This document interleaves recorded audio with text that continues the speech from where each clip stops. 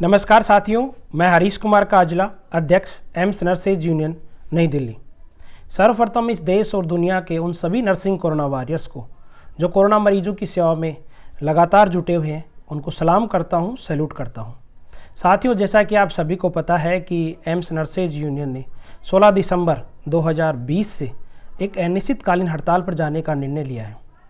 साथियों, आखिर क्या वजह है कि एम्स नर्सेज यूनियन को इस तरह का एक कठोर निर्णय लेने पे मजबूर किया गया?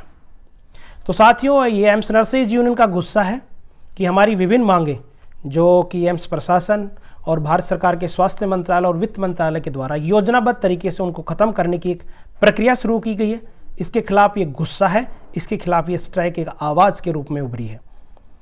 साथियों, जो हमारे एम्स के कर्मचारी हैं, उनके साथ जो भेदभावपूर्ण रवैया अपनाया गया है एम्स प्रशासन के द्वारा, उसके खिलाफ ये एक बुलंद आवाज़ है, एक बुलंद आवाज़ है जो स्ट्राइक के रूप में निकल के सामने आई है। साथियों, ये हमारे देश के उन सभी बेरोजगार नर्सिंग साथियों के साथ हो रहे जेंडर डिस्क्रिमिनेशन जैसे मुद्दे पर हो रहे उनके साथ अन्याय के खिलाफ एक आवाज़ है। साथियों, हमारे नर्सिंग प्रोफेशन को बचाने के लिए हमारे सारे एम्स नर्सेज यूनियन की ओर से जो एक कठोर एक बुलंद आवाज़ है, ये स्ट्राइक है। साथियों, मैं उन सभी मुद्दों पर अब आपसे विस्तारपूर्वक चर्चा करना चाह रहा हूं जिन मुद्दों को योजनाबद्ध तरीके से प्रशासन के द्वारा ख़त्म करने की प्रक्रिया शुरू की जा रही है। साथियों, अगर आप सभी को याद होगा तो लगभग एक साल पहले एम्स नर्सेज यूनियन ने एक सत्याग्रह आंदोलन किया था और उसमें बहुत सारे हमारे मुद्दे उसमें लिस्टेड थे। उनमें एक जो मुख्य मुद्दा था वो 6 CPC की एनोमेली थी, यानी कि नर्सिंग ऑफिसर से लेकर CNO की पोस्ट तक जो 6 CPC में जो बेसिक्स फिक्स किए गए थे वो गलत थे। और हमारे आंदोलन के दबाव में केंद्रीय स्वास्थ्य मंत्री श्री हर्षवर्धन जी ने मंत्रालय में एक मीटिंग भी बुलाई थी और उस मीटिंग में आने से पहले हमें ये कहा गया कि हमने आपकी इस मांग को मान लिया गया है और एक ऑफिस आधिकारिक रूप से इस मामले में पत्र जारी किया जा चुका है। इसके बाद बातें हुई, सभी मुद्दों पे बातें हुई और जो 6 CPC एनोमली थी उसमें कई ऑफिशियल ऑर्डर इश्यू हुए और लोगों के फिक्सेशन शुरू हो गए, यानी कि इस ऑर्डर के तहत लोगों को 2.5-3 लाख रुपए से लेकर 5 लाख रुपए तक मिलने वाले थे। और ये सारा मुद्दा कोरोना काल से पहले का था, यानी कि ये दिसंबर 2019 तक इन सभी मांगों को जो सत्याग्रह की हमारी डिमांड्स थी उनको पूरा किया जाना था। लेकिन कोरोना काल आया, हमने लगातार मरीजों की सेवा की, प्रशासन का साथ दिया। प्रशासन ने हमें कहा कि इन सभी मुद्दों को हम धीरे धीरे सुलझा लेंगे, अभी कोरोना काल आ गया, हम कर रहे हैं। और हमने मंत्रालय का भी साथ दिया और एम्स प्रशासन का भी साथ दिया। लेकिन साथियों, अब इस मुद्दे पर एक बड़ा हमारे साथ एक छल किया जा रहा है, या देखें तो कपटतापूर्वक एक टेलीफोन के द्वारा इस प्रक्रिया को रोक दिया गया है। वो हमें बेवकूफ़ समझ रहे हैं एम्स नर्सेज को। और सबसे बड़ी बात है कि ये बेनिफिट एम्स नर्सेज को नहीं मिलने वाला है, ये बेनिफिट पूरे नेशनल की जो सेंट्रल गवर्नमेंट की नर्सेज है उन सभी को मिलने वाला है। साथियों, इसके अलावा अगर मैं बात करूँ कि भारत सरकार के एक ऐसे आदेश की जिसके तहत जितने भी हमारे जो बेरोजगार नर्सिंग साथी हैं उनके साथ एक अन्याय किया जा रहा है। भारत सरकार का जो एक अंग है, एक ऑटोनोमस अंग है, इंडियन नर्सिंग काउंसिल कहती है कि आप सभी को नर्सिंग करनी है, लेकिन भारत सरकार अपनी विज्ञप्ति के द्वारा कहती है कि आप बेशक नर्सिंग कर सकते हैं, लेकिन हम मेल और फीमेल के अंतर के आधार पर आपको नौकरी देंगे, इसलिए आपको बेरोजगार रहना पड़ेगा। तो साथियों, ये कहाँ का अन्याय है? और साथियों, ये 80-20 का जो जेंडर रिजर्वेशन है, इसके तहत हमारे जो प्रोफेशन की जान है, जो हमारी फीमेल नर्सिंग ऑफिसर्स हैं, उनके साथ मजाक किया गया है, उनको अपमानित किया गया है। इसका जो रूट, जो कारण दिया गया है वो CIB की मीटिंग में, जिसको माननीय केंद्रीय स्वास्थ्य मंत्री जी ने चेयर किया था, और जितने भी एम्स हैं उनके प्रसिद्ध डायरेक्टर उसके मेंबर थे। और उन्होंने उस मीटिंग में ये कहा गया कि मरीजों को कंफर्ट देने के लिए हम 80-20 का एक जेंडर रिजर्वेशन लेके आ रहे हैं। तो साथियों, ये जो प्रबुद्ध वर्ग जन है, जो सभी एम्स के डॉक्टर हैं, उन्हें शर्म नहीं आई कि एक मरीज को हमें कौन सा कंफर्ट देना है जिसके लिए फीमेल की आवश्यकता है। तो इन्होंने अपमान किया है हमारी महिलाओं का। उन्होंने कहा है कि महिलाएं कंफर्ट दे सकती हैं, इसलिए हम इनको 80-20 का रिजर्वेशन देके नौकरी देना चाहते हैं। मुझे ऐसे शब्द यूज करते हुए खुद को शर्म आ रही है कि इस CIB की एक बड़ी कमेटी ने इस तरह का निर्णय लेने से पहले हमारी जो सम्मानित नर्सिंग ऑफिसर्स हैं, जो बैकबोन्स हैं, जिन्होंने कई पीढ़ियां इस प्रोफेशन में आई हैं फीमेल, और उन्हें हमारे इस प्रोफेशन की जान बनाई है, ताकत बन के उभरी है, उनके साथ इस तरह का अपमान किया गया है। एम्स नर्सेज यूनियन और पूरी नर्सिंग फ्रंटनी जो इंडिया की है वो इसे बर्दाश्त नहीं करेगी। इसलिए गुस्से के रूप में एम्स नर्सेज यूनियन ने इसे एक मुख्य मुद्दा बना है। और साथियों, अगर हम एम्स की बात करें तो एम्स का मतलब ही फैकल्टी है, एम्स का मतलब ही डॉक्टर होना है। अगर आप नर्स हो, टेक्नीशियन हो, क्लर्क हो, गार्ड हो या कोई भी किसी भी पोस्ट पे हो, आप स्वीपर हो, तो आप एम्स नहीं हो। एम्स में होने का मतलब है कि आप डॉक्टर हो। एम्स के अंदर इस तरह का भेदभावपूर्ण रवैया अपनाया जाता है। इसके बहुत सारे उदाहरण हैं। अगर मैं शुरुआत करना चाहूँ कि इस कोरोना काल के अंदर बहुत से ऐसे मुद्दे आए हैं जहाँ पे अदर एम्प्लॉयज़ को के साथ भेदभावपूर्ण रवैया प्रशासन के द्वारा अपनाया गया। साथियों, इस कोरोना काल में या यूँ कहें कि हमारे समाज ने इन डॉक्टर्स को भगवान मान लिया है और हम भी इसका समर्थन करते हैं कि ये धरती के भगवान हैं। लेकिन आजकल एम्स के भगवान को, जो डॉक्टर हैं, उनको छुआछूत की बीमारी हो गई है। उन्हें अपने एम्प्लॉय से छुआछूत की बीमारी हो गई है। अगर हमारा कोई एम्प्लॉय हमारी एम्स की मेस में जाके चाय पीने या ब्रेकफास्ट करने के लिए जाता है तो वहाँ पे सिक्योरिटी गार्ड रखे गए हैं, वहाँ पे बाउंसर्स रखे गए हैं। हमारी फीमेल नर्सिंग ऑफिसर्स वहाँ पे अगर चाय पीने के लिए जाती हैं, एक छोटे सी काम के लिए जाती है, ब्रेकफास्ट करने के लिए जाती हैं, तो वहाँ पे बाउंसर्स खड़े किए गए हैं, उनको तनख्वाह देके वहाँ खड़ा किया गया है कि ये डॉक्टर्स ने कहा है कि हम इन लोगों के साथ बैठ के चाय नहीं पी सकते इस मेस में। हम अदर एम्प्लॉय के साथ, नर्सेज के साथ, टेक्नीशियन के साथ, इन गार्ड के साथ, इन स्वीपर्स के साथ हम बैठ के चाय नहीं पी सकते। शर्म आनी चाहिए एम्स एडमिनिस्ट्रेशन को। और एम्स एडमिनिस्ट्रेशन ने इस मामले को लेकर एक चिट्ठी भी जारी की है कि आप यहां नहीं आ सकते। एक मरीज की सेवा करने के लिए वार्ड में डॉक्टर जा सकता है, वहां जाके काम कर सकता है। नर्सेज 24 घंटे उसकी सेवा में होती, क्या उसे वहां वो छुआछूत की बीमारी नहीं होती कि मैं उस वार्ड में जा रहा हूं, वहां भी नर्सेज है, वहां भी स्वीपर है, वहां भी टेक्नीशियन है? ये शर्म की बात है और इसका बहुत से लोगों को सामना करना पड़ा है। ये अमानवीय अत्याचार है एम्स कर्मचारियों के साथ कि जहां एम्स के अंदर मेस और कैंटीन फैसिलिटी के लिए, अगर आप देखेंगे एम्स में आके, तो वहां पे फैकल्टीज लॉन्ज है सेपरेट, बड़े वीआईपी तरीके से उनको सजाया गया। यार डॉक्टर रेजिडेंट्स लॉन्ज है, लेकिन एम्प्लॉय के लिए कोई सुविधा नहीं है। अगर एम्प्लॉय भूलवश उस मेस एरिया में जाके चाय पीने के लिए चला गया तो उसे धक्के देके बाहर निकाला जा रहा है। तो एम्स का मतलब डॉक्टर है, एम्स का मतलब कर्मचारी नहीं है। अगर इसके खिलाफ एम्स नर्सेज यूनियन आवाज उठा रही है, इसे मुख्य मुद्दा बना रही है अपनी अनिश्चितकालीन हड़ताल का, तो यह न्याय संगत है। इसे कभी भी कहीं भी गलत नहीं ठहराया जा सकता। और साथियों, जो यहां पे भेदभाव है यहां के डॉक्टर और अदर कर्मचारियों के सामने, उसे बार बार जस्टिफाइड किया जाता है। मैं आपके सामने कुछ उदाहरण रखना चाह रहा हूं कि सफदरजंग अस्पताल और एम्स अस्पताल आमने सामने हैं, दोनों में मरीज आते हैं, दोनों लोग मिलकर मरीजों की सेवा करते हैं।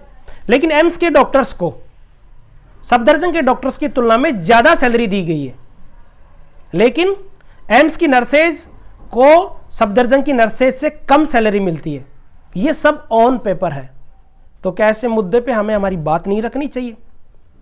और इस बात का जस्टिफिकेशन माननीय केंद्रीय वित्त मंत्री श्रीमती निर्मला सीतारमन जी ने अपने एक आधिकारिक पत्र के द्वारा, जो जनवरी के अंदर केंद्रीय स्वास्थ्य मंत्री श्री हर्षवर्धन जी को लिखा गया था, उसमें उन्होंने साफ लिखा है कि सफदरजंग एक अस्पताल है और एम्स एक रिसर्च इंस्टीट्यूट है, इसलिए वहां के डॉक्टर्स को हम ज्यादा तनख्वाह दे रहे हैं, ज्यादा पेमेंट दे रहे हैं।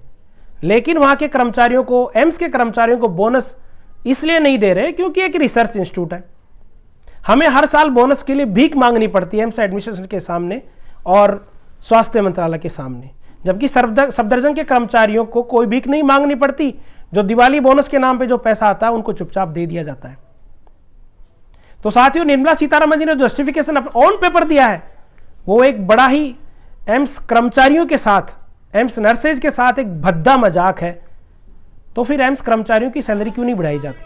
और इसका एक प्रूफ भी है। 1998 में प्रोफेसर कुसुम वर्मा कमेटी ने अपनी रिकमेंडेशंस में, जिनको जनरल बॉडी ने, आईबी ने भी अप्रूव किया था, उसमें कहा गया था कि एम्स कर्मचारियों की तनख्वाह ज़्यादा होनी चाहिए क्योंकि ये डेडिकेटली काम करते हैं, इनको ज़्यादा काम करना होता है, रिसर्च इंस्टीट्यूट है। लेकिन वो रिकमेंडेशन ओनली फैकल्टी तक सीमित कर दी गई, एम्स कर्मचारियों को अभी तक कुछ नहीं दिया गया। अब आप देखिए, 22 साल से एक रिकमेंडेशन स्वास्थ्य मंत्रालय के पास पेंडिंग है, लेकिन फैकल्टी को वो रिकमेंडेशन चुपचाप मान ली जाती है और वो 6 CPC में भी इसका बेनिफिट लेते हैं और 7 CPC में इसका बेनिफिट लेते हैं। अगर हम एक उदाहरण पे और जाएं एनपीएस पे, जो 2004 के बाद की जिन लोगों की ज्वाइनिंग है उनका एक एनपीएस कंट्रीब्यूशन करता है, वो सेंट्रल केंद्रीय कर्मचारियों का 14% करता है कि सब दर्जन के कर्मचारियों का मंथली 14% डिडक्शन सरकार के द्वारा उनके खाते में डाला जाता है। लेकिन एम्स कर्मचारियों का 10% डाला जाता है, क्योंकि आप रिसर्च इंस्टीट्यूट में हो, आप ऑटोनोमस इंस्टीट्यूट में हो। तो आप भेदभाव देखिए कि एम्स के अंदर एक डॉक्टर और एक फैकल्टी की तनख्वाह ज्यादा इसलिए है क्योंकि रिसर्च इंस्टीट्यूट है, और यहाँ के एम्प्लॉयों की तनख्वाह या उसको मिलने वाले वेतनिक फायदे हैं वो कम है क्योंकि आप ऑटोनोमस और रिसर्च इंस्टीट्यूट में है।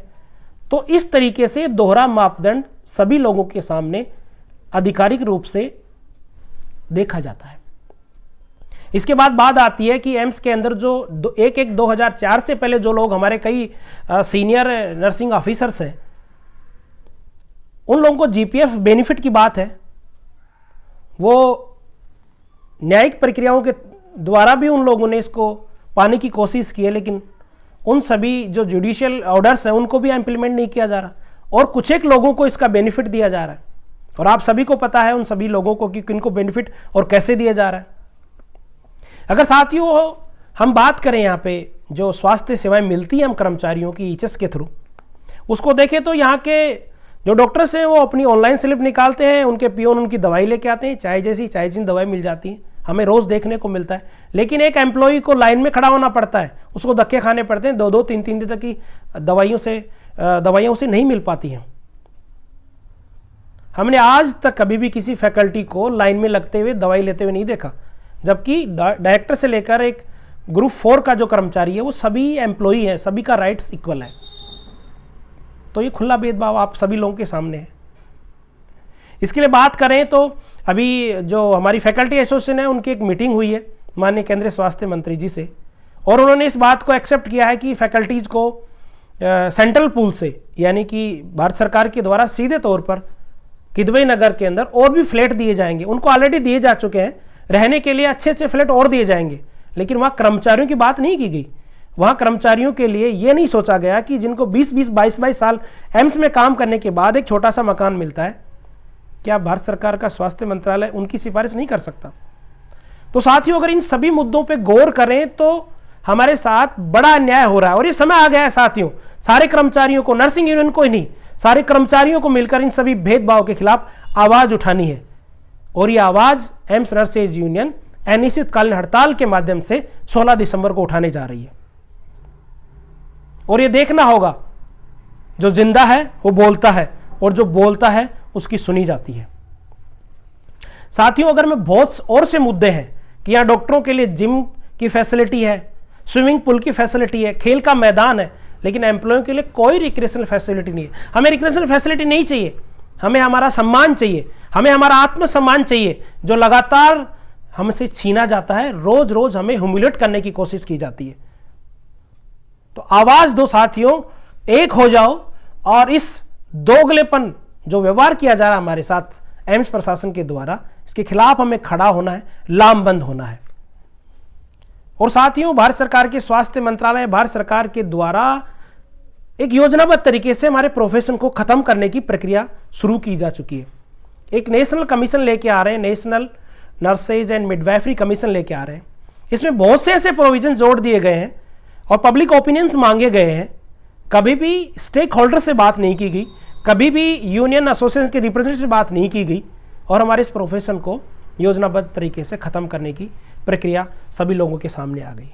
तो साथियों हमारी इस अनिश्चितकालीन हड़ताल के बहुत से मुद्दे हैं जो स्थानीय हैं, एम्स लेवल के हैं, जिनमें हम कुछ ही दिनों में एक यूनिटी दिखने वाली है, एम्स कर्मचारियों में एक ताकत के रूप में हम उभर के आने वाले हैं। लेकिन बहुत से ऐसे मुद्दे हैं जो 80-20 का मुद्दा है, 6 CPC एनोमली का मुद्दा है, ये नेशनल इश्यूज है जो हमारे नर्सिंग प्रोफेशन को बचाने के या नर्सिंग प्रोफेशन को यह माने कि खत्म करने की तरफ जा रहे हैं, उसके खिलाफ ही आवाज है हमारी स्ट्राइक। तो मैं मेरे इस वीडियो संदेश के माध्यम से देश के जितने भी नर्सिंग ऑर्गेनाइजेशंस हैं, नर्सिंग फ्रेटर्निटीज के जितने भी जो समूह है, उनसे मैं निवेदन करना चाहूँगा हाथ जोड़ के कि आप हमारी इस मुहिम से जुड़े, आप हमारा समर्थन करें और हमारी इस अनिश्चितकालीन हड़ताल के साथ लगातार जुड़े और हमें एक ताकत दें, एक आवाज़ दें। और साथियों लगभग 1 महीना है हमें स्ट्राइक पे जाने का। इस 1 महीने में हम कई तरह की एक्टिविटीज़ लेके आएंगे। 1 महीने का एक पूरा प्लान लेके आप लोगों के सामने आएंगे। जल्दी उस प्लान के बारे में आप सभी लोगों को विस्तारपूर्वक बता दिया जाएगा। और साथियों आपको और हम सभी को पता है कि आज कोरोना काल है, आज अस्पतालों के अंदर कोरोना के मरीज आ रहे हैं और हम सभी लोगों ने मिलके बहुत अच्छा काम किया है और कर भी रहे हैं। और उस अच्छे काम को माननीय केंद्रीय या माननीय प्रधानमंत्री श्री नरेंद्र मोदी जी ने उसे सराहा है। हम सभी के बारे में उन्होंने बार बार अलग अलग जगह बोला है, हमारे लिए ताली बजवाई है, थाली बजवाई है, दिए जलाए हैं और भारतीय वायुसेना ने हम पे फूलों की वर्षा की है और हमारा सम्मान किया है। और हमने इसी के प्रतिफूल होके या यूँ कहें कि हमें ताकत मिली और भी ज़्यादा काम करने की और हमने काम किया है। लेकिन इन सभी हमारी मुद्दों पर, मांगों पर भारत सरकार के स्वास्थ्य मंत्रालय और एम्स एडमिनिस्ट्रेशन के द्वारा जो रवैया अपनाया गया है, तो एक तरीके से ये दोनों संस्थाएं अपना विश्वास खो चुकी हैं अपने कर्मचारियों को लेकर, नर्सिंग यूनियन को लेकर। तो अब हमें विश्वास माननीय नरेंद्र मोदी जी में है कि वो हमारी बात को सुनेंगे और ये जो हमारी न्याय संगत मांगे हैं उनको जल्दी से जल्दी अंतिम रूप देने की प्रक्रियाओं पर गौर करेंगे। मैं इस वीडियो संदेश के माध्यम से श्री नरेंद्र मोदी से निवेदन करना चाहता हूं और हमने आधिकारिक रूप से माननीय प्रधानमंत्री जी को लिख दिया है, चिट्ठी भी लिख दी है और हमारा जो जितनी भी मांग है उनका जो संदेश है वो भी उन तक पहुंचा दिया गया है। तो हम एक बार फिर हमारे देश के प्रधानमंत्री श्री नरेंद्र मोदी जी से निवेदन करते हैं, करबद्ध निवेदन करते हैं कि वो अपना सक्रिय हस्तक्षेप इस मामले में दें और हमारी सभी मांगों पर गौर फरमा के उन्हें अंतिम रूप दें, जिससे एम्स नर्सेज को या एम्स कर्मचारियों को अनिश्चितकालीन हड़ताल पर नहीं जाना पड़ेगा। ये ऐसा हमारा विश्वास है कि अगर माननीय प्रधानमंत्री जी से हस्तक्षेप करेंगे तो शायद 16 दिसंबर की स्ट्राइक पे जाने के लिए या जाने की जरूरत होगी। तो साथियों एक बार फिर मैं पुनः इस तरह का जो हमारे साथ दुर्भाग्यपूर्ण या ये कहें कि दोगलापन या यूँ कहीं छल या कपट जैसा व्यवहार किया जा रहा है उसके खिलाफ हमें एक होना है, ताकत दिखानी है, सभी कर्मचारियों को आना है, नर्सिंग यूनियन नहीं सभी कर्मचारियों को एक साथ आना है और ताकत दिखानी है। जय हिंद, धन्यवाद।